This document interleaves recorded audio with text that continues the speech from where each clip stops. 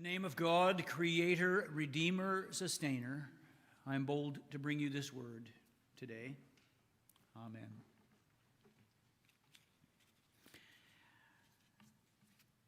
There is something to be said for the determined focus that is a part of both of these miracles in Mark chapter 5. The father's determination to find help for his little girl, and a long-suffering woman finding her way, fighting her way through the crowd, just to touch Jesus' cloak. And let's not forget Jesus, who lets nothing distract him from acting in mercy and love. It's something I don't think we often notice because it is so much a part of who Jesus is and how he does things. But when Jesus meets someone who is suffering, they get his complete attention. The minute he is touched in the crowd, not just bumped by the throng that's following him, but purposefully touched, he turns his attention to finding out who did it. He finds her. She confesses. He speaks with her directly, acknowledges her ailment, and declares her whole. Then, in time, he arrives at the house of Jairus and sees something in the little girl that no one else has seen. People have already met them on the road, told Jairus that it's too late. But Jesus brings his closest friends and invites Jairus to have faith. She's sleeping, he says. Of course, the crowd of mourners mocks him. They know what's going on.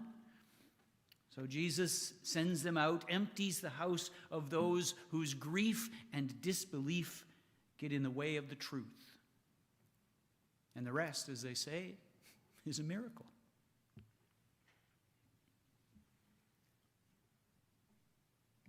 Yes, it's Mark's gospel, and everything happens in Mark's gospel immediately.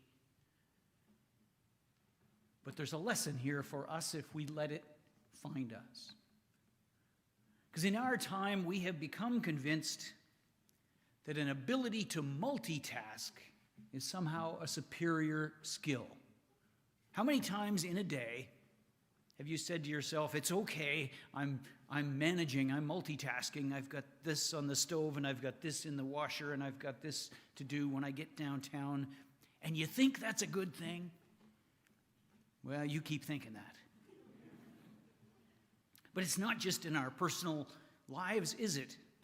We're in a world full of opportunities and ideas. We're surrounded by information and experts. We want the fullest human experience possible. So we tell ourselves we're going to keep our eyes and ears and options open. We want to know, and we want to do, and we want to see, and we want to touch. And the result of all of this, our attempt to take it all in all at once, is that sometimes, most of the time, we lose sight of what really matters.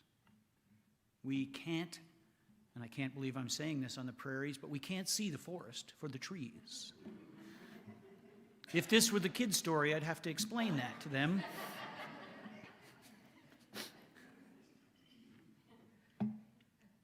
Let's think about this in terms of the gospel lesson. How often and for how long do you think the father had listened to the voices in the crowd that said, you know, Jairus, she's in a bad way. It looks bad. I think your daughter's as good as dead. It's hopeless.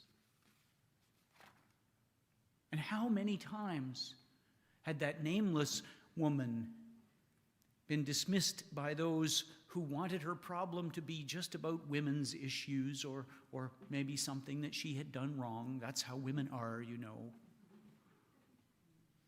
You laugh, but that's how it is. I know women, they tell me things, and that's how it is, even now.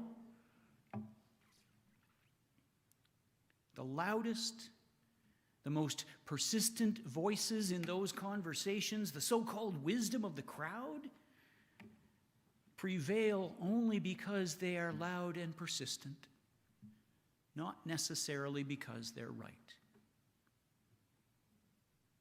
The father has heard this and is distraught. The woman is desperate. Jesus is the port of last resort in both of these cases. And then the miracle. Jesus shows us what happens when the noise of the crowd is silenced. Jesus cuts through the swarm of opinion and engages with the people in distress.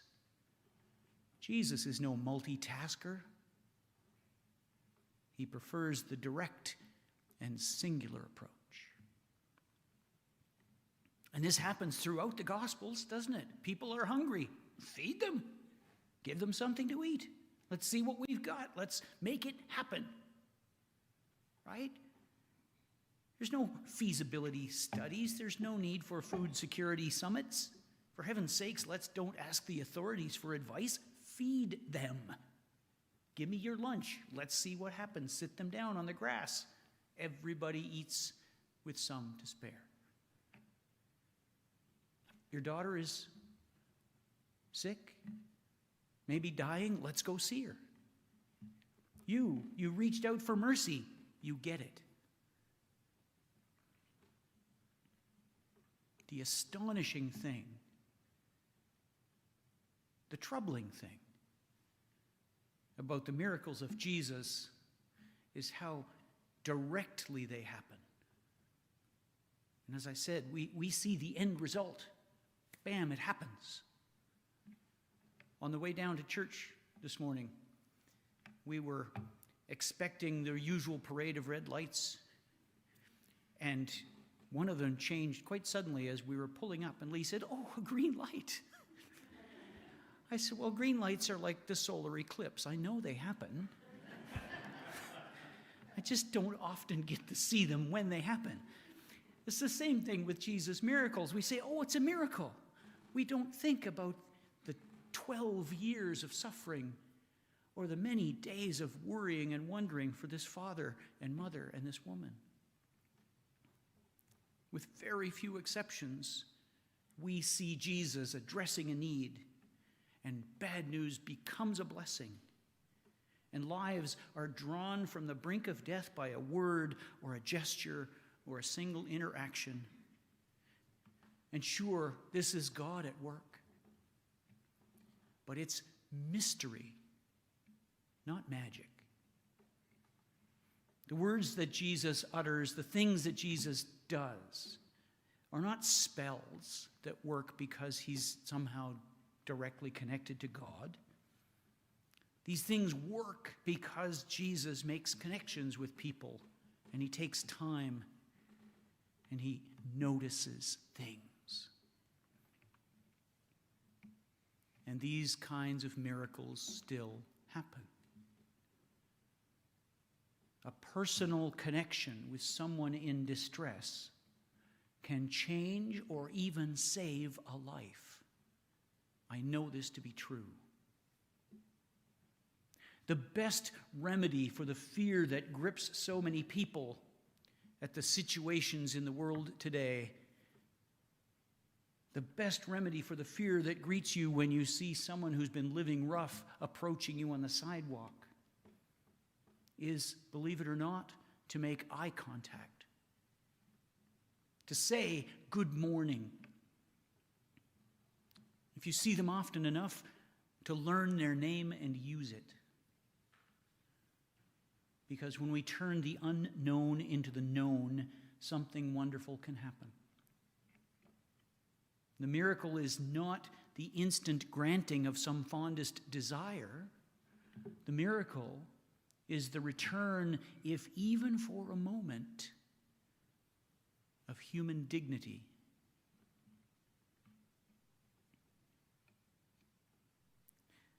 When we talk about a person or a group of people, as though they couldn't hear us. And we do this all the time. If we talk about a person or a group of people as though they were not able to recognize their own situation, we give ourselves permission to deny their humanity, to deny that they are just like us, beloved members of God's extended family. If we plan around them or plot to save them without engaging them, then our plots and plans will fail. If we say we want reconciliation with First Nations people without hearing first from them what they need and what reconciliation looks like from their perspective, there will be no reconciliation. I was long involved in the efforts of the Presbyterian Church in Canada to seek better relationships with the LGBTQI community, and lately with ethnic congregations in the denomination. And the church has been very forward in their efforts at reconciliation with First Nations peoples. And I can tell you from being there that each of those efforts stumbled and stuttered until we actually engaged the people we were trying to apologize to. We had them in the room, and we're talking about them instead of talking to them. We are all, in our time, guilty of talking about people. You want miracles? You need to talk to them, because that's what Jesus does.